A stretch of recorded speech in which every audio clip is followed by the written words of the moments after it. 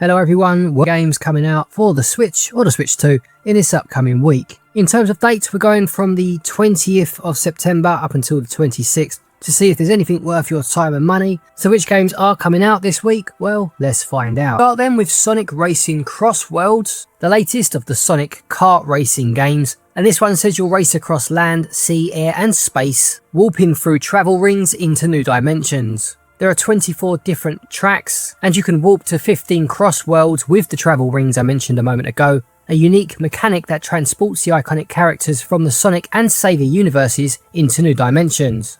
There are 23 Sonic characters, it says the largest roster of any Sonic racing game so far, and you can mix and match between 45 unique original vehicles and 70 different gadgets, leveling up your car as you go and creating the ultimate machine to match your racing style. The game boasts local split screen in Grand Prix and the new party mode Race Park, or you can compete against up to 12 players online in World Match. Just a Switch 1 release for this one so far. There is a Switch 2 version planned at a later date, but this one will cost you £54.99 and is out on the 25th of September.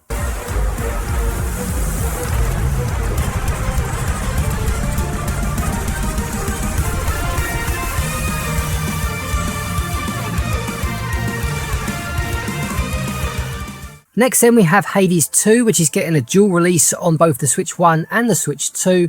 And this is of course a sequel to the godlike roguelike dungeon crawler, as it calls itself, which was massively successful when it released a few years back. It says as the immortal prince of the underworld you'll explore a bigger, deeper mythic world, vanquishing the forces of the Titan of Time with the full might of Olympus behind you.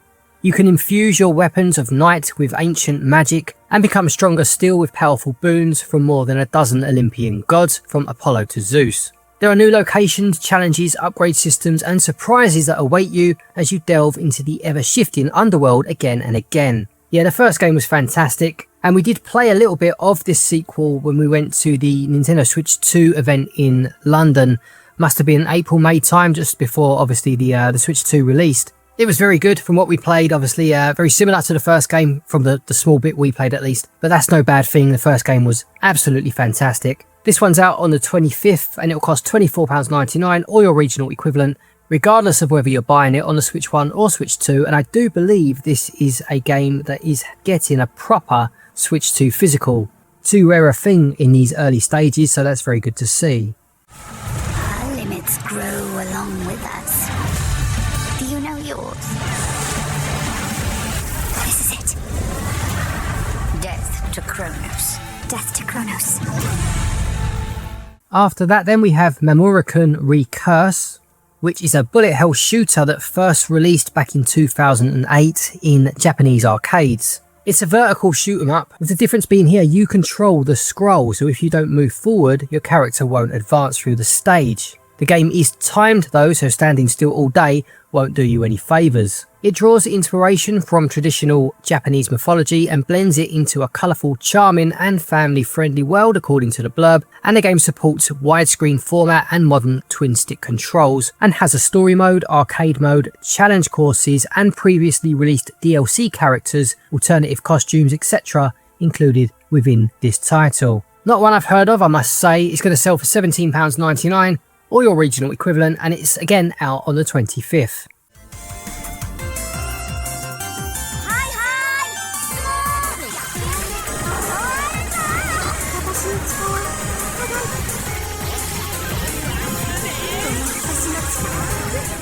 Then we have Agatha Christie, Death on the Nile. I'm a big fan of the book, Death on the Nile. It's a Hercule Poirot book, of course, by Agatha Christie. And I've also seen film or TV versions of this starring David Suchet, one with Peter Ustinov, and the most recent one, which starred Kenneth Branagh. So yeah, big fan of the source material. They've decided to change things up though for this new game, and it's set in the 1970s as opposed to the 1930s. And they've also added a new character and a new side story, which I'm assuming will change the ending to some degree. They did this is from Microids, with their version of Murder on the Orient Express, adding in a new character and what have you. It worked okay there, to be fair. I would have preferred them to stay a bit more faithful to the source material, especially when you see here Poirot in his disco get up. It's a bit disconcerting, I must say. I'll probably still give it a go though. I do like the Poirot games. It's out on the 25th once again and will sell for £34.99. But someone is lying to me. It is a big case, Miss Royce. A dangerous one. What do we have here? The next game is My Child of Ages. It says here that you'll follow Maya on her journey through a shattered world as she searches for her identity and the origin of the mysterious creatures that threaten the balance of the universe. It goes on to say that you'll explore ancient dungeons, mastering the arcane power of the Ouroboros stone, rewriting history, and you'll play as Maya through the different stages of her life from childhood up to adolescence. It promises over 20 hours of gameplay featuring ancient caves to investigate and abandoned factories to explore, and there is a co-op mode as well, where you'll get help, it says, from the primordial spirit, and the second player will be able to control enemies. £13.49 for this one, and again, it's out on the 25th.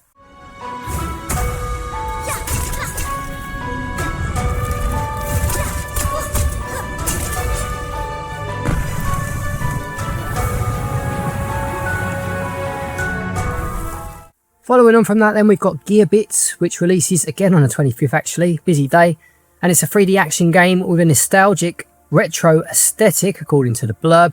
You'll pilot a giant mech, fight massive swarms of vicious giant insects, and face off against enemy pilots. It says the game contains a variety of mechs, each with their own strengths and weaknesses, and you can select a machine with outstanding firepower or run circles around the enemy with your superior maneuverability. The story takes place in the far future on a distant colony and spans 30 missions, and there are also 30 unique weapons that you can choose from. It does also say here that this Nintendo Switch edition includes the Raider Expedition expansion, and it's going to sell for £14.99 or your regional equivalent, but there is 10% off of that price up until launch day. Okay, then we have Pac-Man World 2 Repack, again available for the Switch 1 or Switch 2, and this is a reimagining or a modernisation of Pac-Man World 2, which first released in 2002 for platforms such as the GameCube, PlayStation 2, Xbox, Windows and even the GBA. They did this with the first game, did a repack edition which modernised it, enhanced the graphics and what have you, and that was a decent game. I did review that. I'll put a card to that in the top right hand corner if you want to give it a watch. And it does say the levels have been expanded as well as the Pac Village, and there are quality of life improvements and voice acting included. To be fair, the first one, as much as it was a decent game, I didn't absolutely love it. It was a good modernisation. They'd clearly put some work into making it feel effectively like a new game to some degree. So I'll be interested to see what they do with this one and what the differences are between the Switch 1 and Switch 2 version. It's on sale on the 26th and both versions will cost you £34.99 or your regional equivalent. Okay, we then have Claydon times free, cross free, X free. Not even sure if I said the first word correctly, to be perfectly honest. Plus I don't say my THs in the word free, so yeah, I've butchered that name in every conceivable way. It says villains from near and far have been summoned to Arcanus Cellar, dear me, I haven't a mare on this one, to participate in a death game in the name of achieving world peace. You are one of these villains and you must choose from 6 different weapon types and 10 different jobs to conquer dungeons, using the customization functions to create evil allies and aid in your journey with the magic circle system. Do you have what it takes to become the ultimate evil? Test your might and mettle in this highly customizable action RPG. Sounds quite interesting. It's always nice when they put a spin on what could otherwise be a very formulaic game, with you being the villain. And it's got quite a heavy pixel art style, certainly in terms of its character sprites, which is relatively appealing. Not quite so sold on the font used, but there we go. £35.99 this one will cost, and it releases on the 26th.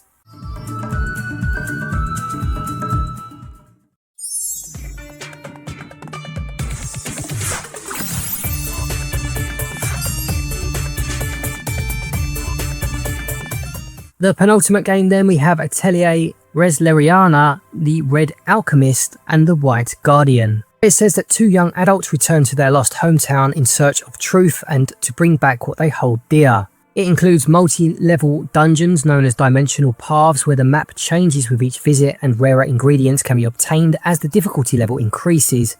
Combat takes place in highly strategic timeline command battles, with up to 3 party members can be placed on both the front and back rows, And you'll synthesize items and you can sell these in your shop to develop your town as well.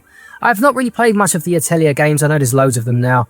I've played perhaps, I don't know, a couple, but the names escape me now. There's so many of them I get confused. If you are a fan of the series, then yep, this one's out on the 26th for £49.99 or your regional equivalent.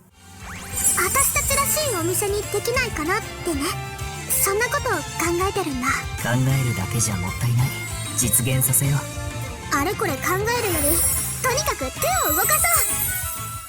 And the final game for the week then we have EA Sports FC 26. The latest release in what used to be FIFA, of course. This is available for the Switch 1 and the Switch 2 and includes staples of the series such as Ultimate Team, the career and management modes, as well as a host of tournaments and leagues that you can participate in, with match data from the world's top leagues powering 20,000 plus authentic players, it says here in the blurb. I know that FIFA, or EA Sports FC rather, 24 used the Frostbite engine for the Switch. I didn't play 25. I'm assuming 26 does the same, although I'm assuming we'll be getting it at 30 frames per second as opposed to the 60, which is disappointing. I would love to just see a proper version of FIFA once on a Nintendo console. We do get the Frostbite engine these days, as I said, as opposed to the Legacy editions we used to get.